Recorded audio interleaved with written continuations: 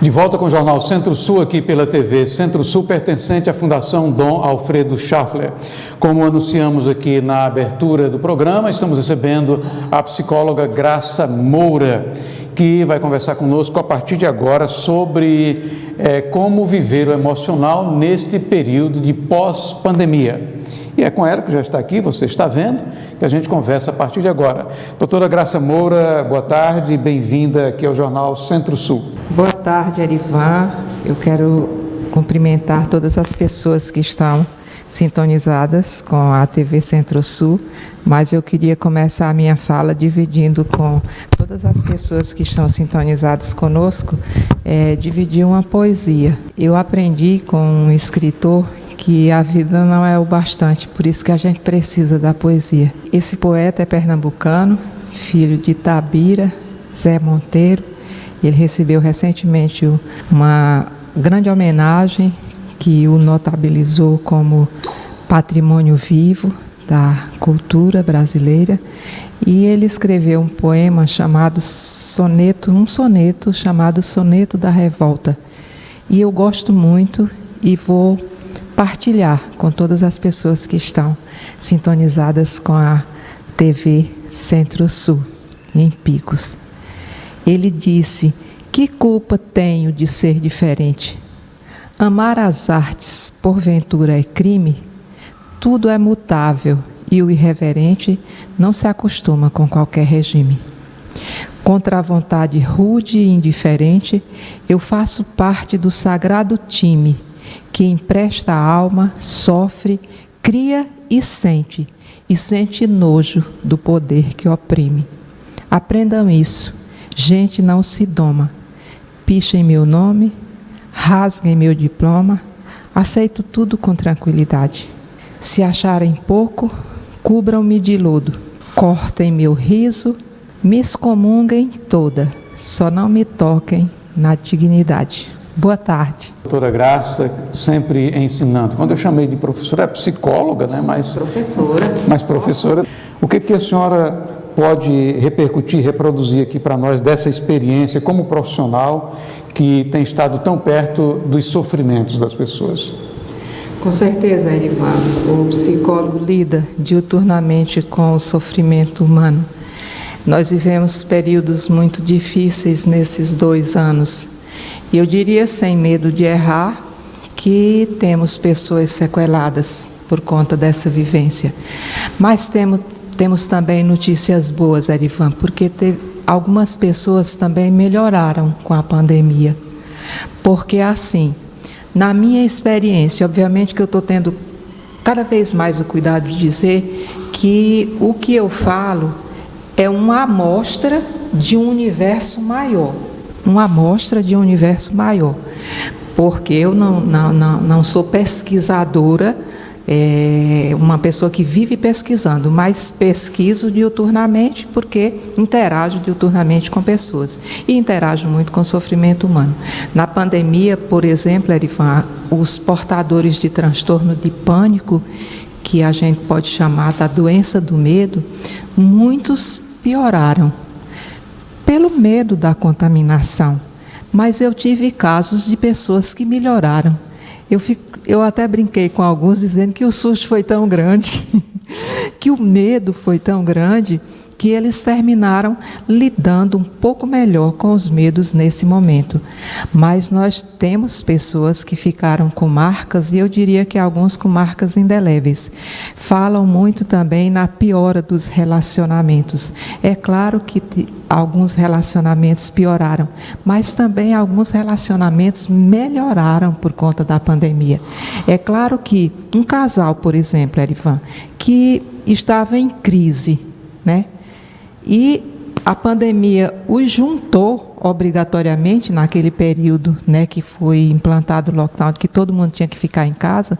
Então existiram os casais que aprofundaram a crise e chegaram à conclusão de que era melhor cada um seguir seu rumo, mas existiram os casais também que se aproximaram e que ressignificaram o relacionamento, e o relacionamento melhorou. A relação com filhos da mesma forma, né? No popular tem uma frase que diz assim: não tem mal que não traga um bem, né? Isso parece que, pelo que a senhora fala, aconteceu, né? Aconteceu também. Porque assim, Erivan, essa experiência é nova para você, para mim, para todos nós, né, que vivemos os dias de hoje. Mas as pandemias já existiam, né? O mundo viveu grandes pandemias, né? A peste negra, a peste bubônica, já a mais nova, a gripe espanhola, que eu vi muito alarde, muitas notícias ruins nessa pandemia, que eu não sei qual era a intenção, o que é que estava por trás, mas a verdade é que a gripe espanhola, por exemplo, ela matou 50 milhões de pessoas no mundo e só no nosso país 35 mil pessoas. Então, e naquele tempo tinha uma população bem menor, né? Bem menor, inclusive, né? Então, o que eu penso que aconteceu nessa pandemia foi a melhora, mas também o agravamento de problemas graves que a gente já vivia, né? Nós temos uma sociedade onde as pessoas estão adoecendo de forma quase que coletiva. Se você prestar atenção nos relacionamentos, eles estão ruins entre pais e filhos, entre marido e mulher, entre professor e aluno, entre amigos, né? As pessoas estão perdendo o hábito do diálogo, ao meu ver, entendeu? E isso é adoecedor. Então, existe a virose, que nós todos convivemos com ela, mas as viroses emocionais, as viroses mentais também, e as pessoas adoecendo cada vez mais. O Augusto Cury tem uma estatística que é anterior à pandemia, dizendo que cerca de 3 bilhões e 400 milhões de pessoas vão passar pelo maior estágio da dor humana, pelo mais grave, que é o processo depressivo, uma depressão. E isso antecedeu a pandemia, né? Ele tem uma outra estatística que diz que em cada 2 pessoas, uma vai ter um transtorno de ordem mental, psicológico ou psiquiátrico, né? Isso significa que entre nós dois, eu que estou olhando para você, você olhando para mim, um de nós dois vai experimentar um transtorno desse ao longo de nossa existência. Então, o que eu acho que a gente tem é só que prestar atenção. Mesmo com a idade que nós já temos, doutor. É possível porque os distúrbios emocionais, eles são democráticos. São democráticos. Absolutamente democráticos, né? Então, eles não escolhem raça, cor, religião, idade, nem nada disso. Eles acontecem. Tem isso também. O importante é que a gente aprenda a lidar, né, com as nossas questões mentais, porque é muito bom ter saúde física, Erivan, mas é muito bom ter saúde mental. E nós somos corpo e mente, a gente não pode fugir disso. O corpo adoece a mente e a mente adoece o corpo. Por isso que a gente precisa cuidar igualmente do nosso corpo e da nossa mente. Bom, doutora, a senhora vai voltar aqui outras vezes, seguramente, para trazer esses conteúdos importantes e essa contribuição, eu diria, essencial para aqueles e aquelas que nos acompanham. A senhora falou aí dessa questão do choro antes, a gente conversando nos bastidores. Eu acho que é um tema importante para a gente tratar aqui, ter a senhora falando aqui, a senhora que é especialista, né, no trato emocional, no tratamento emocional, sobre isso, o que é choro, o que é anormal, o que não é anormal. Então. Mas assim, para concluir, falando ainda dessa questão emocional, no pós-pandemia, quais seriam assim, os pontos essenciais que a senhora sugere no sentido de que as pessoas possam retomar a normalidade com confiança? A primeira coisa, Erivan, é discernimento. A gente está precisando muito aprender a discernir as coisas. Eu aprendi muito cedo com o pessoal de AA a oração da serenidade, né? Foi lá que eu aprendi, que diz o seguinte: Senhor, concedei-me a serenidade necessária para aceitar como são as coisas que eu não posso modificar, coragem para modificar as que posso e sabedoria para perceber a diferença. Então a gente precisa muito de discernimento para saber onde é que a gente pode intervir, onde é que a gente não pode intervir e o que é que a gente pode fazer em primeira instância por nós mesmos. Por isso eu aconselho sempre, eu sugiro sempre, eu falo sempre sobre a importância do autoconhecimento, né?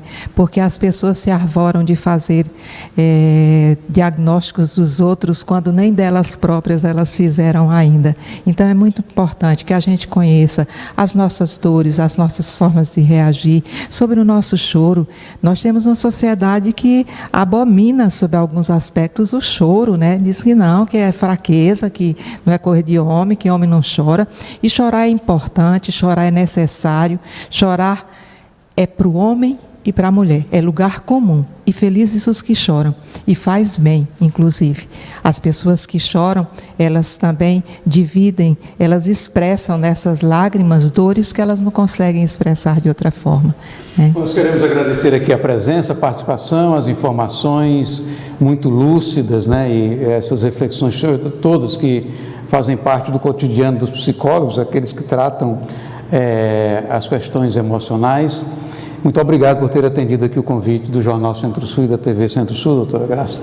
Seguramente, Dom Alfredo, se estiver acompanhando agora lá em Parnaíba, ele está muito satisfeito com a vossa presença aqui no dia de hoje. E seja sempre bem-vindo. Muito obrigado. O microfone para a sua conclusão. Erivan. Eu que agradeço. Eu tenho muito respeito, carinho e admiração por você, amizade de longas datas. Faço parte também do bloco que acredita na amizade. Tenho certeza absoluta que jamais terão amigos os que não souberem ser amigos. E Padre Alfredo foi muito importante na sua trajetória, na minha trajetória e na trajetória de muita gente. Se ele estiver na sintonia, eu quero mandar um beijo no coração de Padre Alfredo, porque ele foi muito importante na minha trajetória.